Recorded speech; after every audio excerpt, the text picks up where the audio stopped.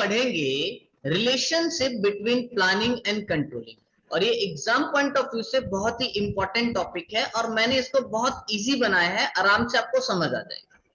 तो सबसे पहले इन दोनों के रिलेशनशिप को समझते हैं हम नेचर और कॉन्सेप्ट से। देखो आपको पता है कि प्लानिंग क्या होता है बच्चा। प्लानिंग होता है एडवांस में थिंक करना कि हमें क्या करना है, कब करना है ना, फ्यूचर में, फ्यूचर के लिए हम एडवांस में थिंकिंग करते हैं। और कंट्रोलिंग क्या था, कंट्रोलिंग में हम कंपैरिजन करते थे, जो हमने स्टैंडर्ड, जो टारगेट सेट किया है उसको एक्चुअल वर्क के साथ कंपैरिजन करके डेविएशन निकालते थे और डेविएशंस का रीजन जानकर उसको दूर करते थे, वही कंट्रोलिंग था। तो नेचर और कॉन्सेप्ट्स के बीच में दोनों में डिफरेंस, दोनों का रिलेशनशिप यही था। दूसरा पॉइंट आता है कि कंट्रोलिंग इनपुट देता है प्लानिंग को और प्लानिंग इनपुट देता है कंट्रोलिंग को। दोनों आपस में क्या है, इंटरडिपेंडेंट है एंड इंटरलिंक्ड है। अब देखो इनपुट कैसे मिलता है कंट्रोलिंग की वजह से प्लानिंग को। तो भैया हम कंट्रोलिंग में स्टैंडर्ड्स को, जो टारगेट था उसको कंपैरिजन करते हैं एक्चुअल वर्क के साथ। कंपैरिजन करने के बाद हमें डेविएशंस का पता चलता है। जैसे मैंने टारगेट सेट किया था 1000 यूनिट का, एक्चुअल में कितना यूनिट प्रोड्यूस हुआ एक दिन के अंदर, 700 यूनिट। तो 300 यूनिट की जो कमी थी ये डेविएशन था, है ना। अब इस डेविएशन का क्यों हुआ, ये डेविएशन क्यों हुआ, उसके रीजन को फाइंड किया। अब वो डेविएशन फ्यूचर में ना हो इसके लिए अपन को अच्छी तरह से प्लानिंग करनी पड़ेगी। तो अब देखो ना, दोबारा से प्लानिंग आ गया ना, इनपुट आ गया प्लानिंग के लिए, प्लानिंग करना पड़ रहा है ना।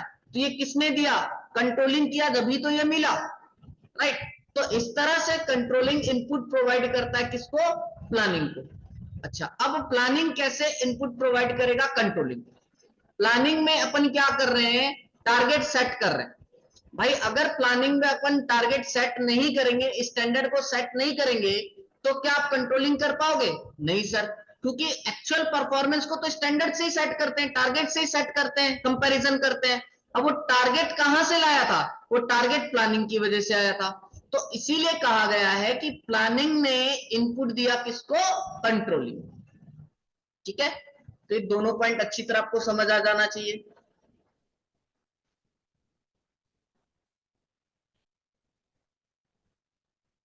नेक्स्ट आता है बच्चे, both planning and controlling are forward looking as well as backward looking functions of management. तो सबसे पहले हम समझते हैं कि प्लानिंग को फॉरवर्ड लुकिंग और बैकवर्ड लुकिंग क्यों कहा गया।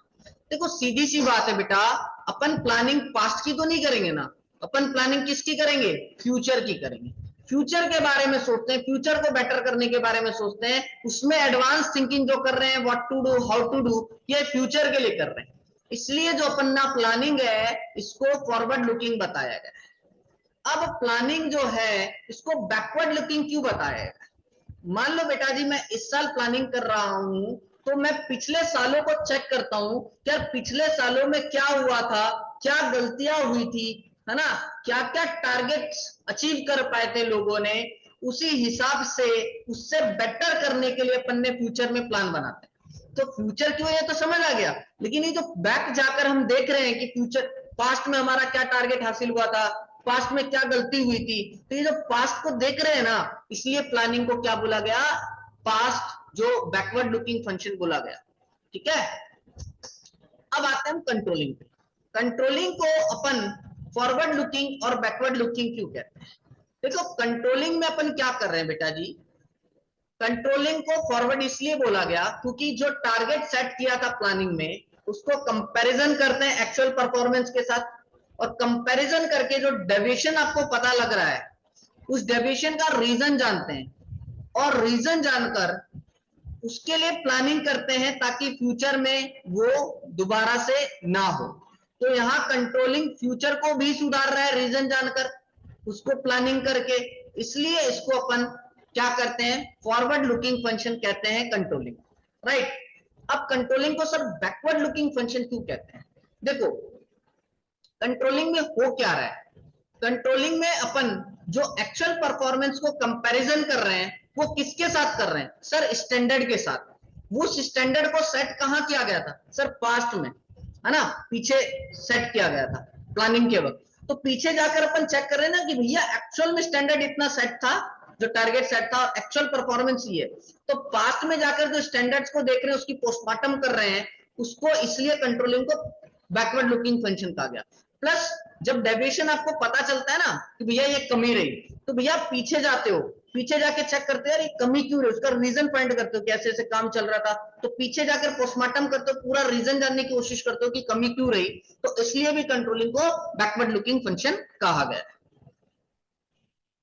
ठीक है, तो ये ध्यान रखेंगे आप दोनों चीजों को।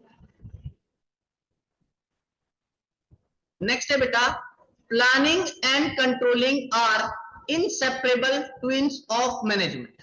तो यानी आप इसको हमेशा ध्यान रखेंगे कि प्लानिंग के बिना कोई भी बेस नहीं है कंट्रोलिंग का, और कंट्रोलिंग के बिना कोई भी बेस नहीं है प्लानिंग का।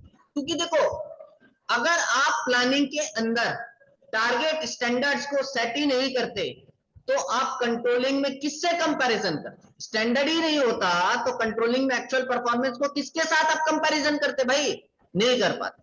तो इसलिए प्लानिंग में जो स्टैंडर्ड सेट हुआ, उसी के वजह से कंट्रोलिंग को एक बेस मिला आपस में कंपैरिजन करने का। ठीक है, यस सर। तो इसलिए कहा गया कि प्लानिंग बेस है किसके लिए? कंट्रोलिंग। Okay sir. अब कंट्रोलिंग कैसे मदद कर रहा है प्लानिंग को, इस बात को भी समझो। देखो, कंट्रोलिंग में आप क्या कर रहे हो, अगर आप कंट्रोलिंग के अंदर कंपैरिजन नहीं करोगे, तो प्लानिंग में जो आपने स्टैंडर्ड सेट किया है, तो क्या उस स्टैंडर्ड का कोई वजूद रह जाएगा? क्या उस टारगेट का कोई वजूद रह जाएगा? नहीं सर।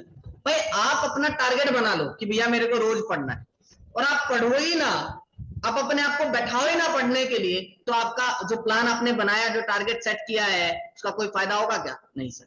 तो इसीलिए कहा गया बेटा ये एक दूसरे के लिए बेस है, क्योंकि प्लानिंग में जो स्टैंडर्ड सेट किया गया, जब भी कंट्रोलिंग उसको कंपैरिजन कर पा रहा है, और कंट्रोलिंग में अगर कंपैरिजन ही ना करे तो प्लानिंग का क्या फायदा, टारगेट सेट करने का क्या फायदा? इसलिए दोनों को कहा गया है कि इनसेपरेबल ट्विन्स है, इन दोनों को अपन सेपरेट नहीं कर सकते, अलग नहीं कर सकते, राइट। दूसरा कहता है कि planning and controlling both are supplementary function, दोनों एक दूसरे को सपोर्ट करते हैं, दोनों एक दूसरे को बेटर बनाते हैं। प्लानिंग कंट्रोलिंग को अच्छा बनाता है, और कंट्रोलिंग जो है प्लानिंग को अच्छा बनाता है। कैसे? देखो, वही बात है बेटा सब में कि अपन स्टैंडर्ड सेट किया, अपना एक्चुअल परफॉर्मेंस आया, ठीक है, दोनों को कंपैरिजन किया, डेविएशन आया।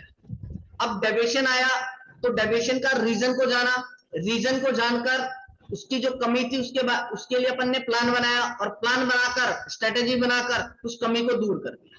अब ये जो कमी दूर कर पाए, गोल को हासिल कर पाए, जब ही तो क्या हुआ, जो मेरा प्लान जो हमने बनाया था वो भी कामयाब हुआ, क्योंकि अपन गोल हासिल कर पाए। दूसरी बात, एक अच्छा कंट्रोलिंग कर पाए ना, जिसकी वजह से अपन ने क्या कर पाए, अपन गोल हासिल कर पाए। तो जो प्लानिंग आपने दोबारा बनाई डेविएशंस के लिए, दूर करने के लिए, तो प्लानिंग सक्सेस हुआ जब भी तुम्हारा कंट्रोलिंग सक्सेस हुआ, और कंट्रोलिंग में जो तुमने कमी ढूंढी तभी तुम्हारा प्लान सही बना, और प्लान सही बनकर गोल हासिल हुआ। इसीलिए कहा गया है कि दोनों एक दूसरे को अच्छा बनाते हैं, राइट। नेक्स्ट है कि प्लानिंग प्रिस्क्रिप्टिव है एंड कंट्रोलिंग इवेल्युएटिव है। सही बात है। प्लानिंग में क्या बता रहा है, प्लानिंग हमें बता रहा है कि what should be done and how to do it, यही तो प्रिस्क्रिप्टिव है। प्लानिंग हमें क्या बता रहा है कि क्या होना है और कैसे होना है, ठीक है, तो ये प्रिस्क्राइब कर रहा है। और कंट्रोलिंग क्या कर रहा है बेटा, कि चेक कर रहा है कि जो प्लान किया था, जो आपने काम प्लानिंग की थी, काम उसके हिसाब से हो रहा है या नहीं हो रहा है, तो उसको बोलते हैं इवेल्युएशन करना। मैं इवेल्युएट कर रहा हूं कि भैया जिस तरीके से प्लानिंग बनाया था काम उसी अकॉर्डिंग हो रहा है या नहीं हो रहा है, इसलिए इसको अपन ने इवेल्युएशन कहा है। जैसे प्लानिंग क्यों बोला गया इसको, कि एक बिजनेस प्रिस्क्राइब करता है step to improve employ productivity, कि भैया एम्प्लॉय ज्यादा से ज्यादा कैसे प्रोडक्शन कर सकता है, उसके लिए स्टेप्स बताता है ना। जैसे उसको ट्रेनिंग दे दो भैया, है ना, उसको इंसेंटिव्स दो जिससे वो ज्यादा से ज्यादा अच्छा काम करेगा। तो ये मेरी प्लानिंग थी, प्रिस्क्राइब किया मैंने। और कंट्रोलिंग में इवेल्युएट करेंगे कि भैया क्या एम्प्लॉइज जो हमने जो उसको ट्रेनिंग दी थी, जो हमने इंसेंटिव्स दी थी, क्या उससे मोटिवेट हो रहा है, और जो हमने प्लान बनाया था उनके लिए क्या वो उस हिसाब से काम कर रहा है या नहीं कर रहा है, तो हम इसमें इवेल्युएशन कर रहे हैं, इसलिए इसको इवेल्युएटिव बताया कंट्रोलिंग। तो यही रिलेशन था दोनों के बीच में, प्लानिंग एंड कंट्रोलिंग के बीच में। तो एग्जाम पॉइंट ऑफ व्यू से बहुत इंपॉर्टेंट, आप इसको अच्छी तरह से कर लेंगे।